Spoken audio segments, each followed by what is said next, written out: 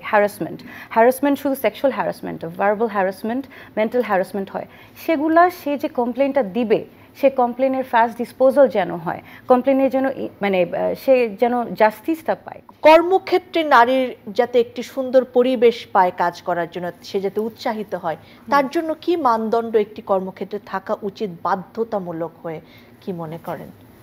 আমি এই বিষয়টাকে আসলে একটা 3-pronged অ্যাপ্রোচে দেখতে চাই। হ্যাঁ, প্রথমত কর্মক্ষেত্রকে নারী বান্ধব করা। এখন নারী বান্ধব করার জন্য যে যে পলিসি নেওয়া দরকার,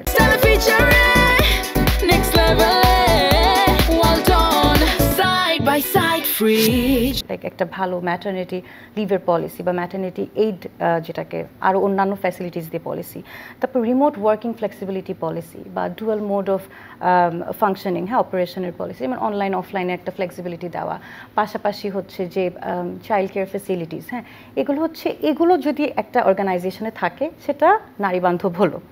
এটা হচ্ছে একটা প্রং। সেকেন্ড প্রং হচ্ছে প্রফেশনাল নন ডিসক্রিমিনেশন।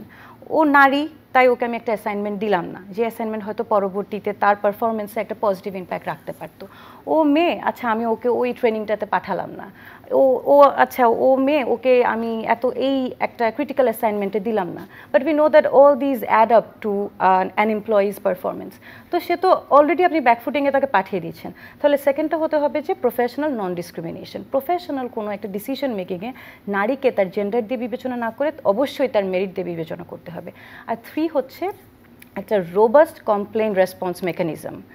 নারীর সাথে কর্মক্ষেত্রে প্রতিনিয়ত অনেক ঘটনা ঘটে, হ্যারাসমেন্ট শুধু sexual harassment, verbal harassment, mental harassment হয়, সেগুলা সে যে কমপ্লেনটা দিবে সে কমপ্লেনের ফাস্ট ডিসপোজাল যেন হয়, কমপ্লেনের যেন মানে সে যেন জাস্টিসটা পায়, কর্মক্ষেত্রে যেন এই ধরনের একজন করলো এটা যেন অন্য কেউ করতে সাহস না পায়। হ্যাঁ, এটার জন্য একটা রোবাস্ট কমপ্লেন মেকানিজম দরকার। তো এই 3টা প্রং বা এই 3টা অ্যাসপেক্ট থেকে যদি একটা অর্গানাইজেশন তার স্ট্রং পলিসি করবে এবং ইমপ্লিমেন্টও করবে, আমি বারবার বলি যে পলিসি বানানো সহজ বা ইমপ্লিমেন্টেশন কঠিন, যদি ইমপ্লিমেন্টেশনে যেতে পারে এই 3টা অ্যাসপেক্ট থেকে, আমার মনে হয় যে কর্মক্ষেত্রে নারীর প্রোডাক্টিভিটি এবং নারীর স্বাচ্ছন্দ্য আরও বেড়ে যাবে, আমার ধারণা।